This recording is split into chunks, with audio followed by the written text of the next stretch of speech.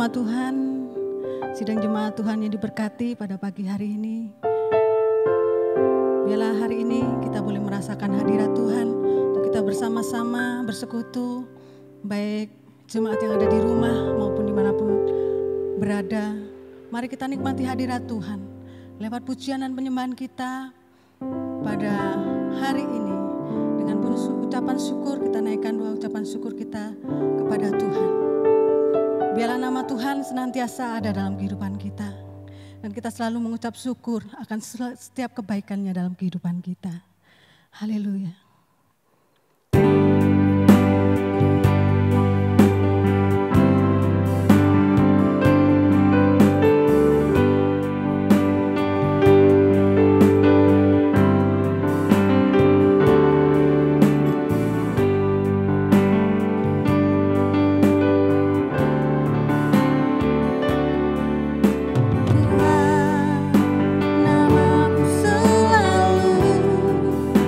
Di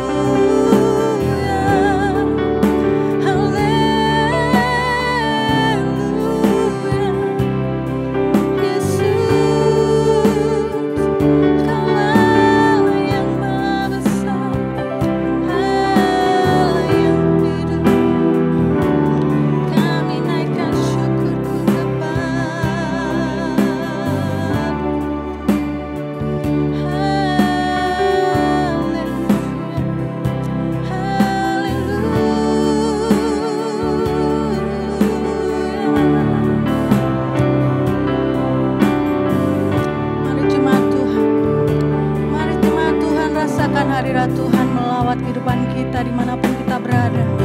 Sebab kasih setianya tidak pernah berubah dari dulu, sekarang, dan selama-lamanya. Oleh sebab itu mari kita tetap setia, berharap dan bersandar kepada Tuhan. Karena hanya dengan lawatannya mujizatnya akan terjadi dalam kehidupan kita. Yakin dan percaya bahwa kebenaran firman Tuhan yang akan membawa kita untuk kita hidup lebih dekat kepada Tuhan. Dan kita akan mengerti rencana dan kehendak Tuhan dalam kehidupan kita. Sebab mujizatnya akan selalu nyata dalam kehidupan kita. Haleluya. Haleluya Yesus. Terima kasih Tuhan. Terima kasih. Ya Tuhan. Kami memuji kebesaran-Mu Tuhan. Ku yakin saat Kau berfirman, ku menang saat Kau bertindak. Hidupku hanya ditentukan oleh perkataan-Mu. Ku aman karena Kau menjaga. Ku kuat karena Kau menopang. Hidupku hanya ditentukan oleh kuasa-Mu.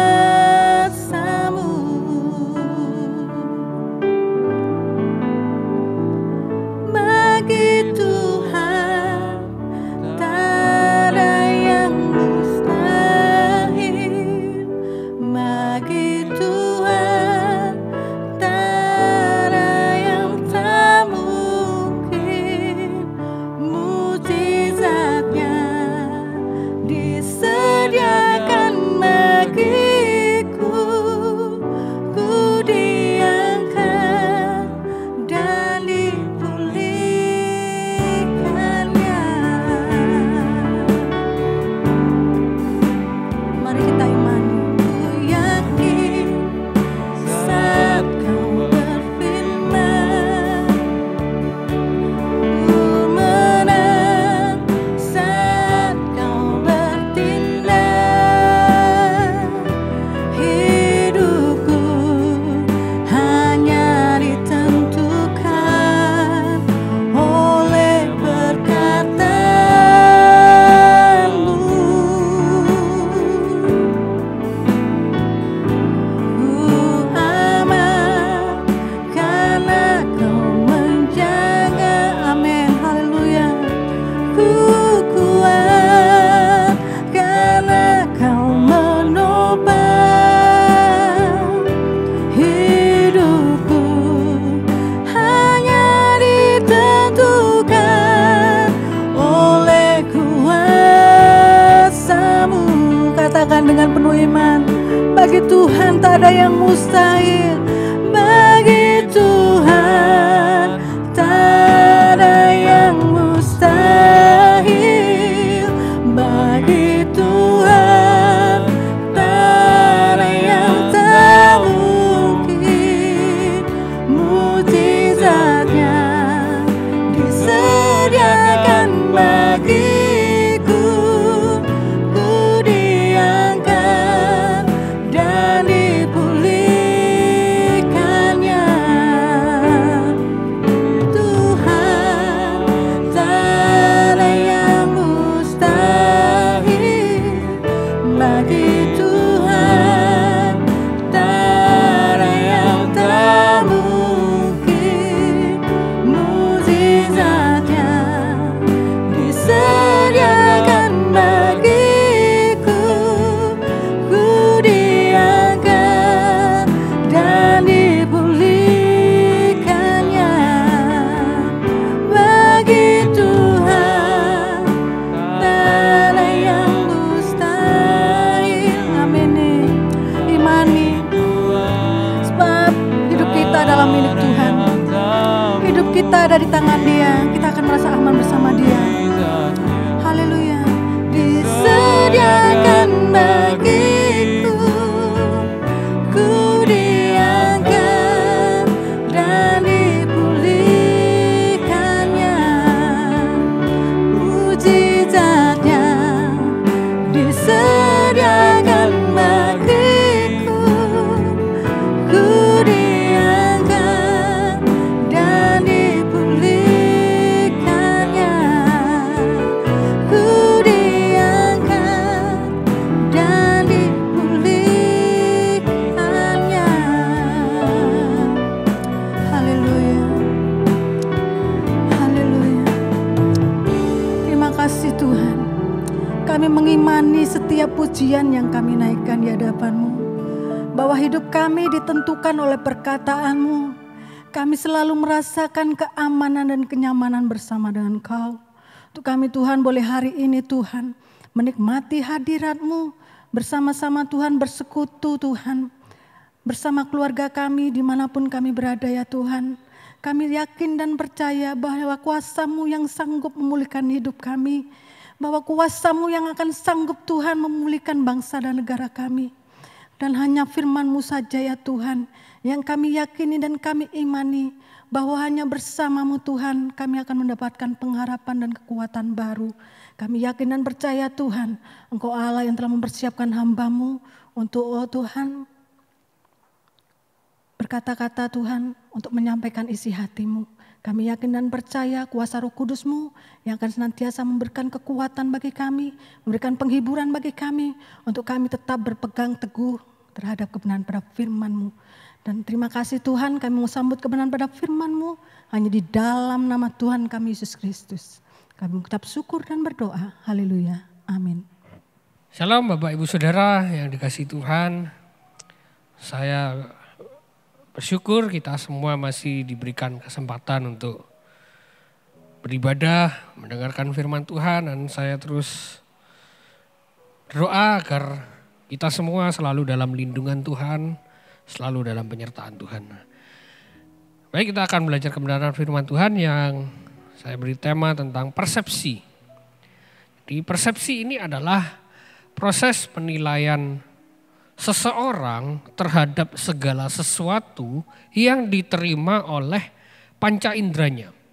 Kemudian pikiran kita memberikan tanggapan sesuatu itu baik atau jahat. Contoh, ada orang sedang memberikan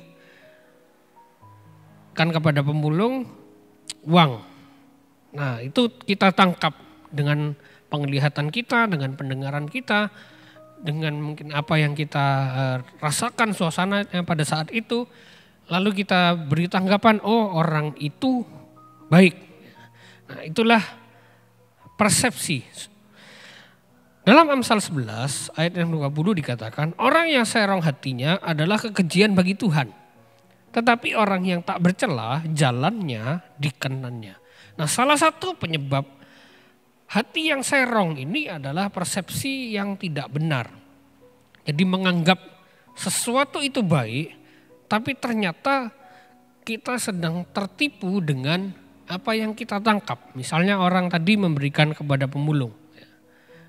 Ternyata ya, ada maksud di balik itu. Ternyata di sebelah satu sisinya ada orang yang timnya dia memfoto. Ya, mungkin ingin pamer perbuatan baiknya. Nah, jadi memang kita tidak lihat itu mungkin orang. Tapi persepsi kita akan jadi salah ketika stimulus yang kita lihat, yang kita rasakan itu salah juga. Nah, Tuhan ingin kita berubah ke arah yang baik. Dan kita tahu bahwa ada orang-orang yang berubah ke arah yang tidak baik diakibatkan oleh persepsi yang salah. Setelah punya anak misalnya, ada orang itu berubah jadi materialistis, jadi pelit minta ampun. Ada yang seperti itu karena mungkin persepsinya tentang kehidupan rumah tangga salah. Bahkan ada orang-orang yang tidak berubah sama sekali. Dia tidak mau mengubah hidupnya karena menurut persepsinya dia sudah cukup baik. Nah ini yang bahaya ini ya.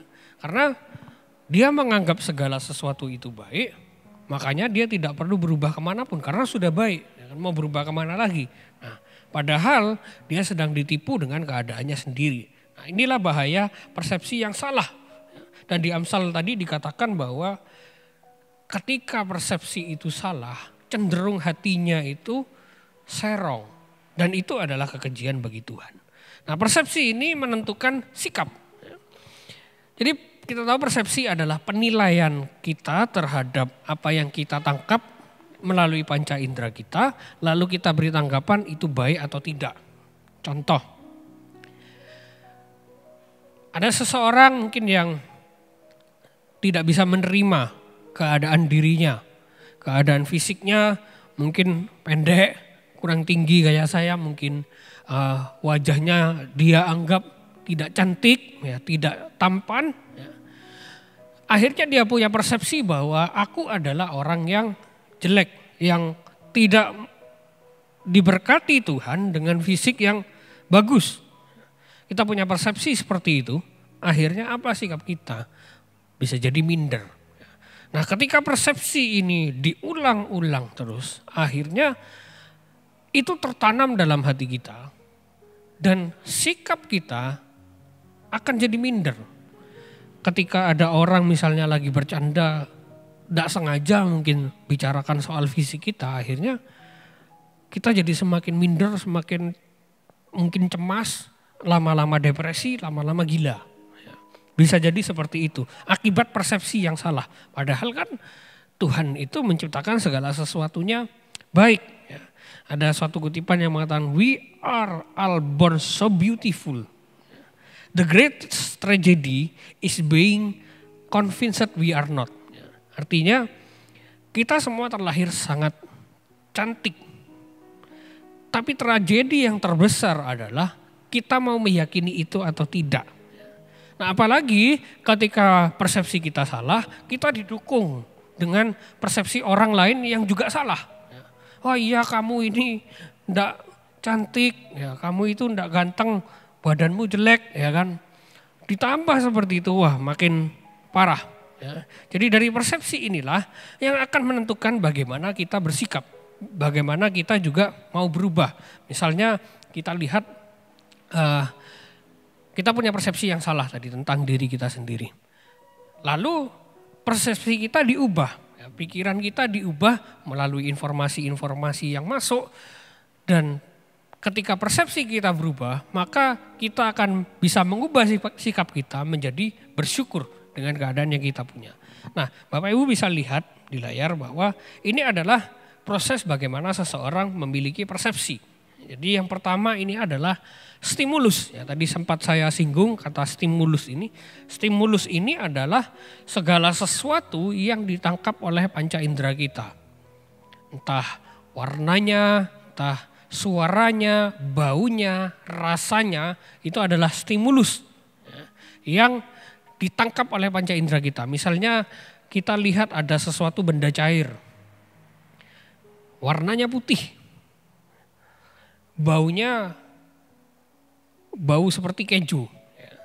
Jadi itu stimulus yang ditangkap oleh panca indera kita. Lalu masuk proses kedua, deteksi. Nah, stimulus ini dideteksi oleh otak, dikirimkan ke tempat kita berpikir. Ada sesuatu yang cair, putih, baunya seperti keju. Lalu masuk tahap yang berikutnya, analisis. Nah, analisis ini dianalisa, oh apa itu ya? Oh itu susu. Lalu masuk bagian berikutnya, integrasi. Oh iya, dulu pernah lihat barang yang sama, baunya keju. Ya. Ternyata itu bukan susu. Ya. Ternyata itu mungkin keju cair, ya mungkin gitu. Oh, berarti ini belum tentu. Ya. Dicoba dirasakan, oh rasanya susu. Muncullah yang namanya persepsi. Jadi benda yang cair, putih, baunya seperti keju itu belum tentu keju cair, bisa saja susu, tergantung rasanya. Itulah tahapan seseorang memiliki yang namanya persepsi. Nah, tahapan persepsi ini harus dilakukan dengan baik. Urut-urutannya harus diikuti. Biasanya ada proses yang dilewati seseorang ketika seseorang itu punya persepsi yang salah. Biasanya yang dilewati adalah analisis dan integrasi. Ini yang seringkali dilewatkan. Contoh, ada orang memberikan kita barang, makanan lah ya. Seminggu 2 kali. Selalu itu rutin ya. Dan kejadian ini ketika kita pertama kali dikasih orang itu, persepsi kita umumnya adalah ini orang baik. Karena kita dikasih makanan ya. 2 kali lagi selama 1 minggu. Nah, ketika kita terima informasi itu, kita analisis, oh orang yang memberi itu adalah orang yang baik. Dan Alkitab juga mengatakan seperti itu, muncullah persepsi bahwa orang ini adalah orang baik. Tapi kejadian ini berlanjut lagi ya, selama 1 bulan. Nah, karena pada saat pertama kali diberi itu persepsi kita sudah orang baik, biasanya berikutnya kadang-kadang tahap analisis ini tidak dilewati. Oh ya sudah orang baik kok, ya sudah gitu loh, mau apa ya kan. Nah, padahal ya tahapan analisis ini begitu penting, begitu krusial untuk menentukan persepsi kita. Karena kadang-kadang ketika analisis ini dilewati, kita yang keliru ya.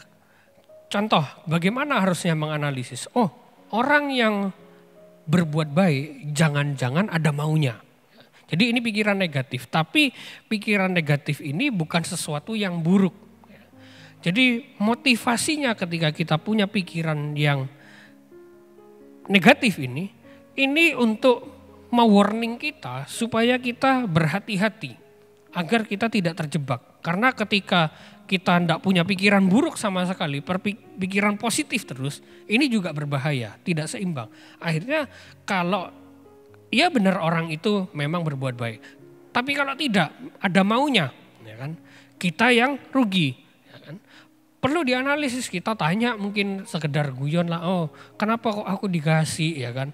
Terus tanya juga mungkin dapatnya dari mana kok banyak ya kan. Nah perlu dianalisis informasi. Karena kalau tidak, seandainya orang itu dapatnya ternyata dari hasil nyolong. Nah persepsi kita sebagai dia mengatakan dia orang baik, persepsi kita akhirnya yang salah. Wah ternyata enggak baik ya kan. Kita harus kadung ngomong wah ini orang baik ya. Ternyata hasil korupsi ya kan.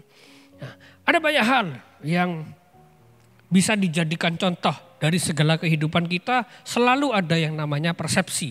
Dan saya kutip ada seseorang yang mengatakan bahwa reality is persepsi. Ya. Jadi persepsi kita itu adalah kenyataannya. Jadi persepsi itu sangat menentukan sekali. Apa yang kita lihat, apa yang kita tangkap, ya, itulah persepsi kita. Nah, jadi tahapan-tahapan ini harus dilalui dengan sangat baik. Karena kadang-kadang ada orang berpikir gini, dilakukan saja bisa salah.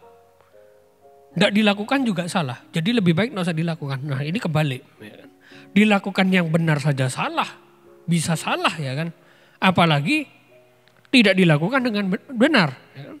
Ada banyak orang yang tersesat gara-gara langsung percaya dengan stimulus yang diterima tanpa melalui tahapan analisis.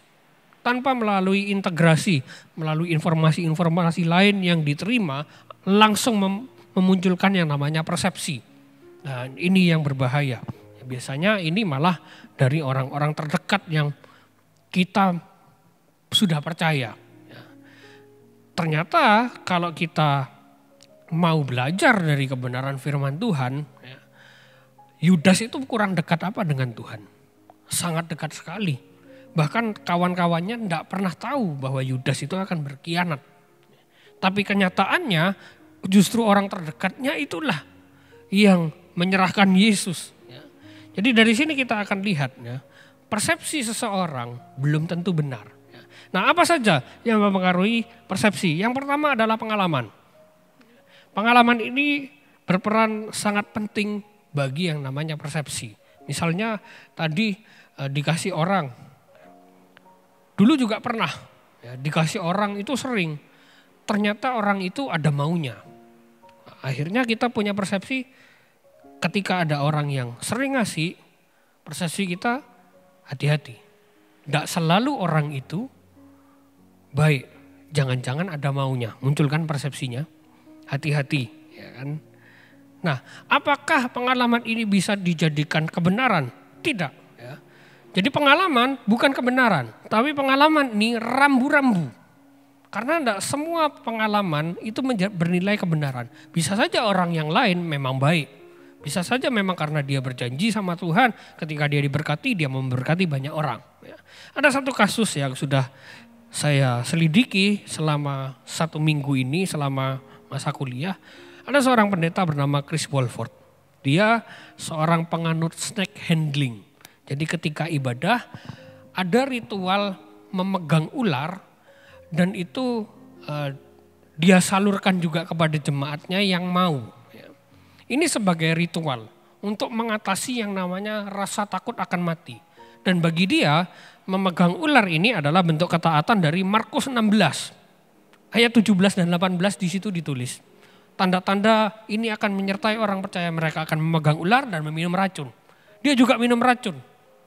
Setiap kali ibadah dia minum racun yang namanya strychnine. Ini racun pestisida. Dia minum, dia pegang ular karena berdasarkan pengalaman dia ketika papanya dulu sebelum bertobat. Jadi ketika Chris Walford ini masih kecil, papanya itu orang yang tidak bisa lepas dari yang namanya alkohol dan rokok. Dan kehidupannya berantakan. Tapi ketika si papa dari Chris Walford ini masuk ke gereja yang melakukan ritual snake handling, langsung berubah menjadi ayah yang penuh kasih. Begitu juga dengan kakak dari Chris Walford ini. Berubah seketika ketika masuk ke gereja itu, berubah total. Ketika Chris Walford ini tumbuh jadi pria yang dewasa, dia menganggap pengalamannya itu sebagai kebenaran. Nah, ini yang berbahaya. Berbahayanya kenapa? Karena ini sudah menyimpang firman Tuhan, ya kan? Dia mengatakan seperti ini. Orang ibadah pegang ular atau tidak pegang ular sama-sama bisa mati. Tapi pegang ular itu suatu ketaatan, tidak semua orang mau. Jadi aku pilih pegang ular. Wong sama-sama mati kok, ya kan? Jadi lebih baik aku taat. Nah, ditunjang sama pengalamannya, dia mengatakan seperti itu. Dan akhirnya ya, papanya mati digigit ular. Kakaknya mati digigit ular. Ada jemaatnya juga yang mati digigit ular. Apakah ini suatu bentuk ketaatan? Tidak. Firman Tuhan mengatakan, barang siapa melakukan ketetapanku, dia akan hidup, bukan mati. Ya kan? Dia melanggar firman Tuhan sudah banyak. Mencobai Tuhan, dia mengajarkan ajaran yang salah. Ya kan? Markus 16 itu kan untuk rasul-rasul pada saat itu, bukan untuk kita pada saat ini. Itulah yang namanya pengalaman. Jadi pengalaman tidak bisa dijadikan kebenaran, hanya boleh menjadi rambu-rambu. Lalu yang kedua, yang mempengaruhi persepsi adalah perasaan. Perasaan ini yang membahayakan Bapak Ibu. Karena ketika kita misalnya ya dibayi seseorang, apa yang kita rasakan? Dikasih orang uang 1 miliar misalnya. Perasaan ini senang, happy. Biasanya terbuai dengan yang namanya perasaan, akhirnya lupa menganalisis, lupa yang namanya mengintegrasi. Nah ini yang berbahaya, karena gini, ketika seseorang menerima yang namanya stimulus, jadi stimulus itu menghasilkan yang namanya sensasi. Ini sensasi bukan sensasi kayak kehidupan artis ya, rumah tangga artis ya, muncul ada banyak sensasi. Sensasi itu perasaan. Apa yang dirasakan. Nah, ketika kita dipengaruhi oleh orang lain, dipengaruhi oleh yang namanya perasaan, seringkali kita langsung muncul yang namanya persepsi. Dan ini berbahaya. Apalagi ya, ada banyak orang yang tersesat ya, ketika dia mendengarkan orang yang punya karisma mungkin, punya jabatan tinggi. Wah, dia seorang yang terkenal, ketika dia ngomong ya, kita sudah terbuai dengan karismanya dia, dengan jabatannya dia, dengan siapa orang ini. Tanpa melalui tahap analisis dan integrasi bagaimana dia selama ini kehidupannya, bagaimana selama ini dia berbicara di depan banyak orang. Kita langsung terima dengan mentah-mentah karena terbuai dengan karisma. Akhirnya kitalah yang rugi, kitalah yang disesatkan. Karena perasaan ini bisa menipu diri kita sendiri. Kadang kita senang, ternyata tidak ya. Ternyata itu efek jangka panjangnya adalah membawa keburukan bagi kita. Lalu yang ketiga, yang mempengaruhi persepsi adalah lingkungan sosial. Nah, bahayanya ketika kita memiliki pertemanan yang tidak sehat, ini menjadi penunjang kita punya persepsi yang salah. Biasanya kan seperti itu. Komunitas misalnya punya lingkungan terdekat ya, ibu-ibu arisan. Ya. Ibu-ibu arisan nih biasanya kalau ngomong kan kompak ya kan. Maaf ya, saya ini cuma pakai contoh. Nah, ketika kita dengar gosip, wah si ini ternyata selingkuh. Wah, jadi rame di situ ketika ngegosip ya. Sama sebenarnya bapak-bapak juga sama ya. Suka gosip juga. Nah, ketika lingkungan sosial ini, wah iya itu dulu ini ditambahi ya kan, dikompor-kompori. Nah, lingkungan pertemanan ini bukan memberi pengaruh baik ya, malah memberi pengaruh buruk. Tapi bukan berarti kita tidak boleh punya lingkungan sosial, justru harus ya. Karena ketika lingkungan itu sehat, kita bisa punya persepsi yang makin luas gitu loh. Ada banyak informasi yang bisa masuk, yang kita bisa integrasikan dalam pikiran kita. Oh ternyata dia selingkuh. Teman yang satunya yang pikirannya sehat, dia ngomong, enggak mungkin itu dia nganter temannya. Ya kan? Itu temannya aku tahu. Nah akhirnya persepsi kita berubah kan. Ya kan? Jadi tergantung kitanya sebenarnya, bukan lingkungannya salah. Tergantung kitanya mau menganalisa atau tidak. Ya. Karena ketika lingkungan itu tidak sehat, maka persepsi kita harusnya tetap diikuti dengan baik. Analisis harus diikuti. Jangan sampai ini dilompati. Nah, termasuk keluarga. Ya. Keluarga juga sama, itu bagian dari lingkungan sosial kita. Kita harus analisis juga. Tidak semua yang dari keluarga kita terdekat sekalipun kita terima mentah-mentah bahaya.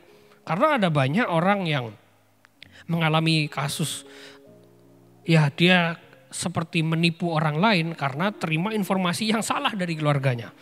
Nah, saya ada kasus ini di Korea. Jadi di Korea ini kasus ini rame. Ada seorang anak kecil yang dia diadopsi oleh orang tua yang sebenarnya sudah punya anak.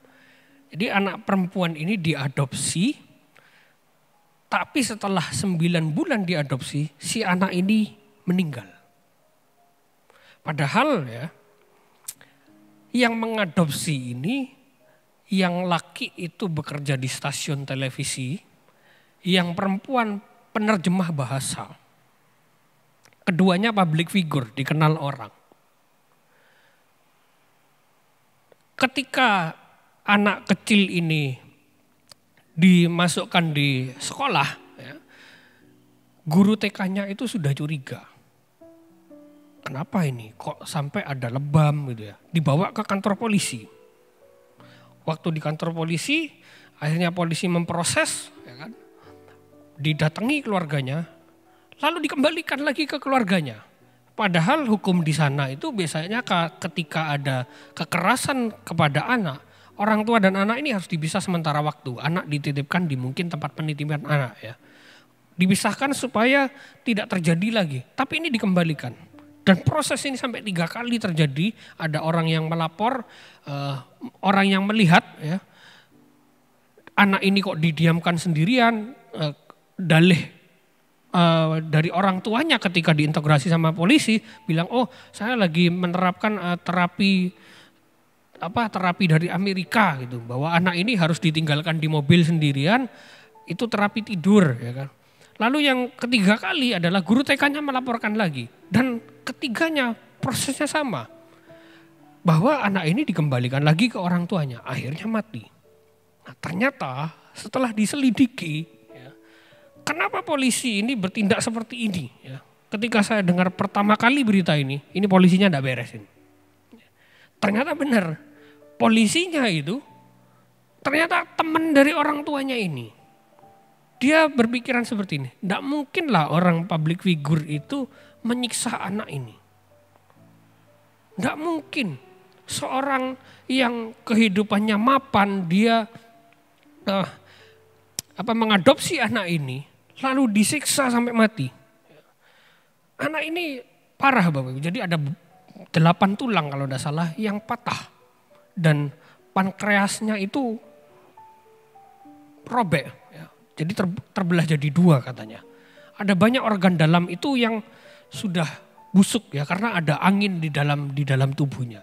Berarti kasus ini sudah terjadi sangat lama. Dan tetangganya bilang pernah mendengar suara hentakan keras boom gitu.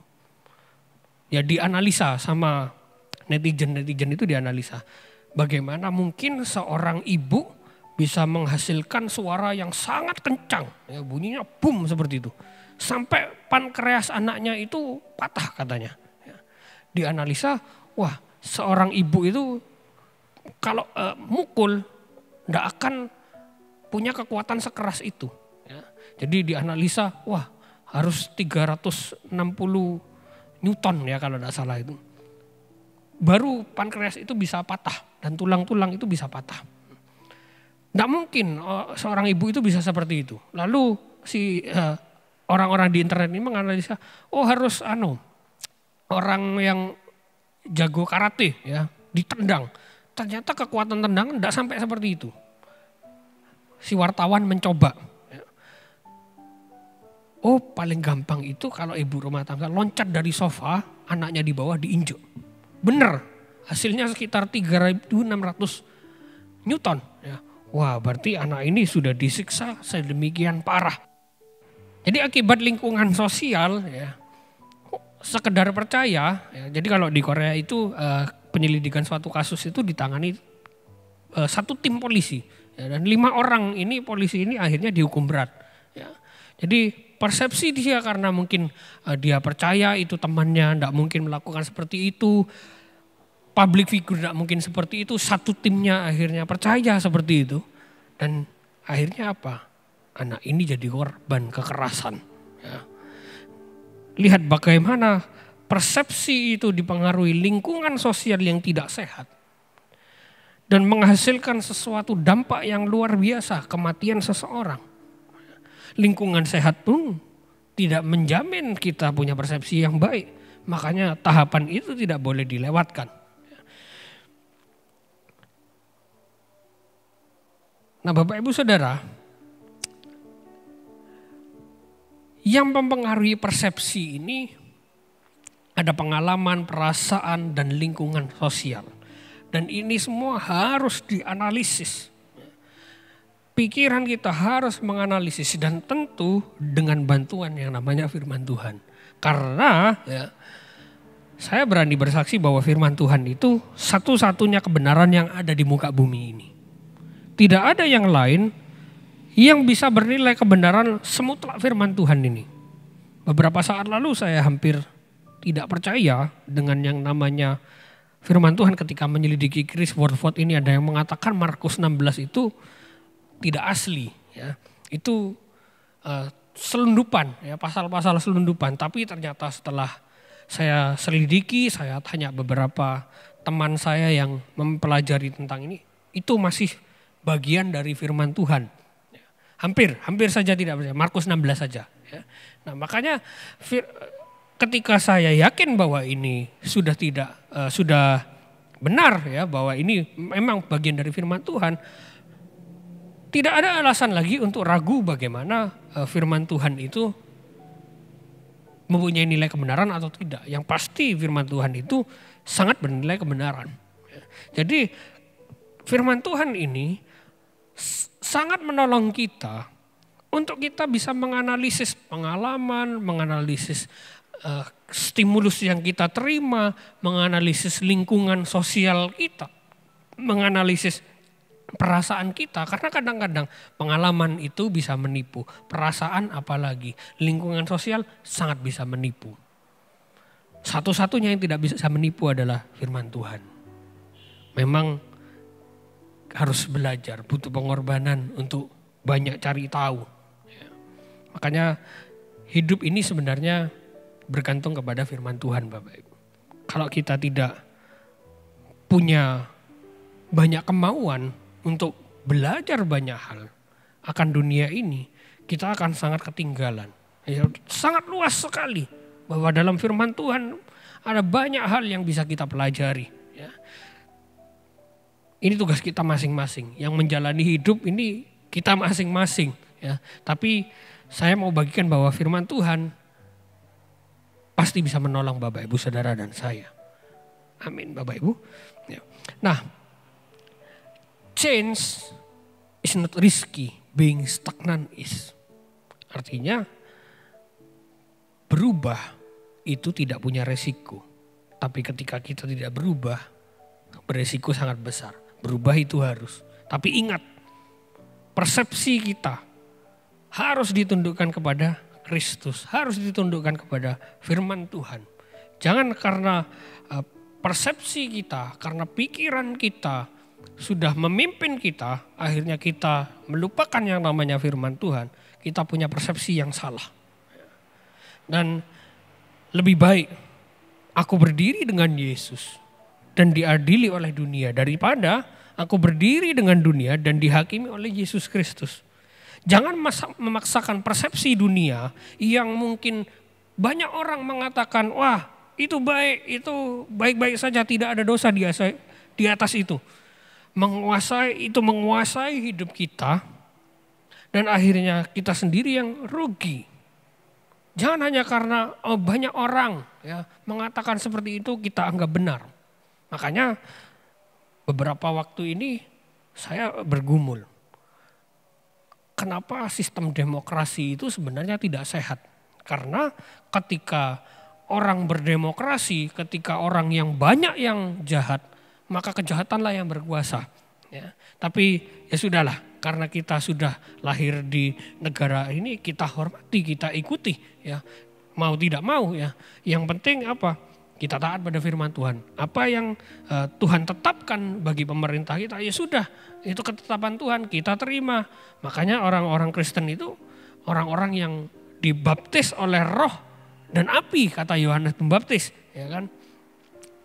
Artinya orang-orang Kristen dibaptis dengan yang namanya api itu penderitaan. Jadi ketika menderita ya sudah. Itu bagian dari baptisan Tuhan. Untuk kita bisa berubah, kita bangkit menjadi orang yang semakin baik di hadapan Tuhan. Jadi ubah persepsi kita dengan baca firman Tuhan. Tundukkan pikiran kita kepada firman Tuhan. Jangan takut akan resiko diadili orang, dicemooh orang, dihina orang. Jangan sampai kita mengorbankan yang namanya persepsi kita hanya karena urusan apa kata orang. Yang penting adalah apa kata Tuhan. Lebih baik aku berdiri dengan Yesus dan diadili oleh dunia daripada berdiri dengan dunia dan diadili oleh Yesus Kristus. Amin. Mari kita akan mengangkat satu pujian yang mengatakan bahwa anugerah Tuhan tidak pernah berubah. Dan kita ingin hidup menyenangkan hati Tuhan. Anugerah-Mu kepadaku tak pernah berubah. Perbuatan-Mu terlukiskan di dalam hatiku. Tercengangku dibuat-Mu.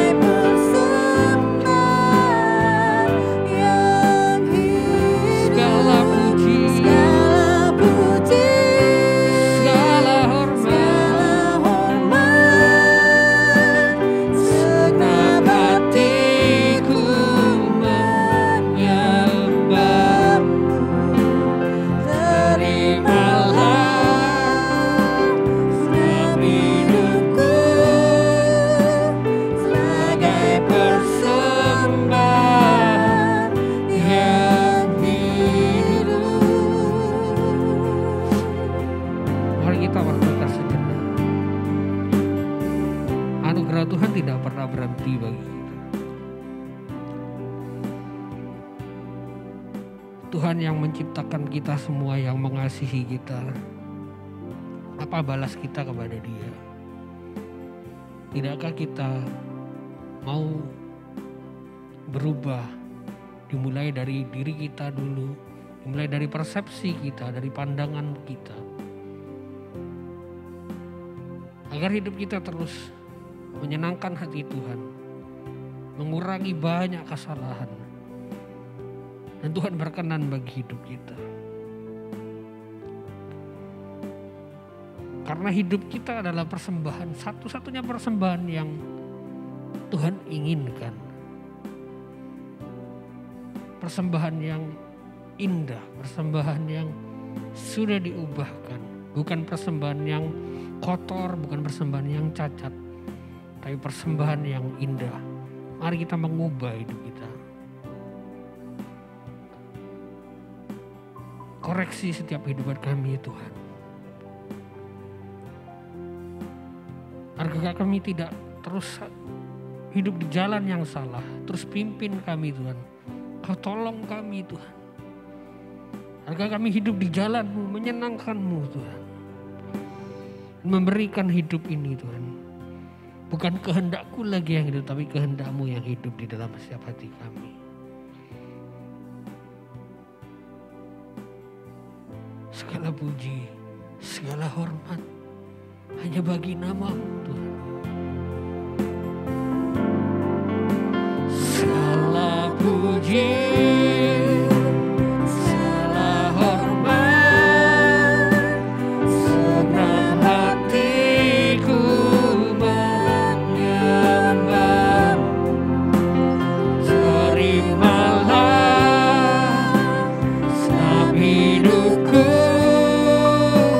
sebagai persembahan, ya segala puji, segala puji,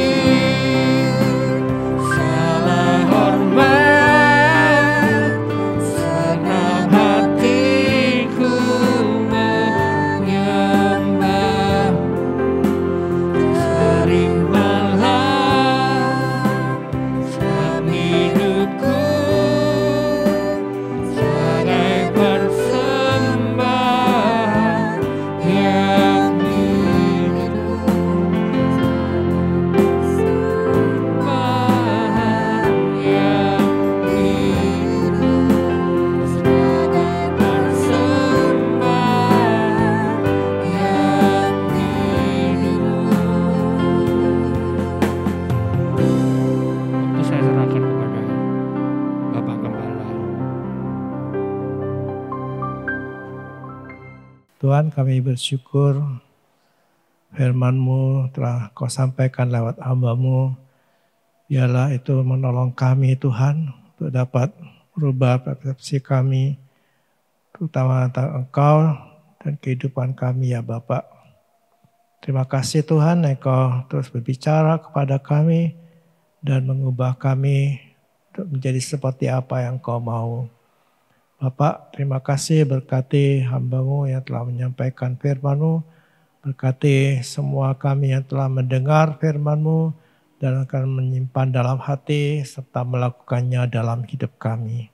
Terima kasih ya Bapak. Terima kasih Tuhan. Mari kita akan memberkati negeri ini dengan kata-kata iman kita. Kita percaya bahwa kita ditugaskan Tuhan untuk memberkati dan mari kita lakukan dengan iman kita. Di dalam nama Tuhan Yesus Kristus, diberkatilah Indonesia. Diberkatilah para pemimpin dari presiden sampai ke pemerintahan di daerah-daerah. Diberkatilah para medis yang sedang berjuang melawan virus corona. Diberkatilah seluruh masyarakat Indonesia dengan kemakmuran, diberkatilah dengan keamanan, diberkatilah dengan kesehatan, diberkatilah Kabupaten Probolinggo, diberkatilah semua gereja-gereja yang ada di Kabupaten Probolinggo di dalam nama Tuhan Yesus Kristus. Bapa kami yang di surga, dikuduskanlah namamu, datanglah kerajaan-Mu, jadilah kehendak-Mu di bumi seperti di surga. Berikanlah kami pada hari ini makanan kami yang secukupnya, dan ampunilah kami akan kesalahan kami, seperti kami juga mengampuni orang yang bersalah kepada kami.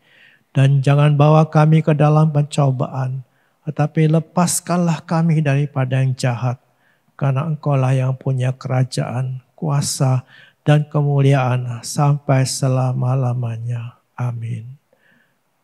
Kami bersyukur Bapak, pada saat ini kami boleh ada di hadapan-Mu, sekalipun kami beribadah di rumah masing-masing. Kami percaya Tuhan hadir di sana, dan biarlah apa yang kami lakukan Tuhan tidak menjadi sia-sia. Ya Bapak, kami berdoa supaya Tuhan sendiri akan membangun iman kami, menolong kami. Oh Tuhan, untuk memahami kehendak-Mu ya Tuhan, dan kami boleh mempercayakan hidup kami dalam tangan-Mu. Ya Bapak, kami juga berdoa untuk saudara-saudara kami yang menderita sakit Tuhan. Engkau jamah ya Tuhan, Engkau nyatakan kuasa-Mu, bahwa Engkau ya Tuhan Allah penyembuh kami yang maha kuasa. Berikan sukacita hati yang bergembira terus, sehingga segala penyakit kami dapat disembuhkan ya Bapak. Terima kasih Tuhan, kami berdoa untuk perlindungan bagi jemaat-Mu ya Tuhan. Lindungilah seluruh jemaat-Mu dari semua yang jahat Tuhan, dari penyakit, dari paparan virus. Lindungi dari orang-orang jahat, dan lindungilah kami dari semua kecelakaan. Engkau-lah Allah yang bersama dengan kami Tuhan. Tetapkan iman kami untuk terus berharap kepadamu ya Bapak. Terima kasih Tuhan, kami percaya Tuhan akan memelihara kami sepanjang hidup kami. Seluruh hidup kami taruh dalam tangan-Mu. Juga anak-anak kami semua ya Tuhan, kami percayakan dalam tangan-Mu. Kalau mereka harus belajar di rumah, beribadah di rumah, tolong mereka Bapak. Tolonglah orang tua yang mendampinginya, berikan hati yang sabar ya Bapak. Kami juga berdoa untuk sekolah Bintang Harapan. Kau pakai sekolah ini untuk terus menjadi berkat bagi banyak orang. Terima kasih, kami percaya Kau menyertai kami dalam bekerja, dalam membina rumah tangga kami, dalam memelihara kesehatan kami. Engkau terus bersama kami. Segala hormat bagi Engkau ya Tuhan. Kami persembahkan seluruh hidup kami persembahkan doa kami dan ibadah kami di dalam nama Yesus Tuhan dan Juru Selamat kami. Jemaat yang dikasihi Tuhan, dimanapun engkau berada, biarlah berkat Allah turun atasmu. Diberkatilah pekerjaanmu, diberkatilah keluargamu, diberkatilah kesehatanmu. Yesus Kristus dengan damai sejahteranya terus mengawali hati dan pikiranmu.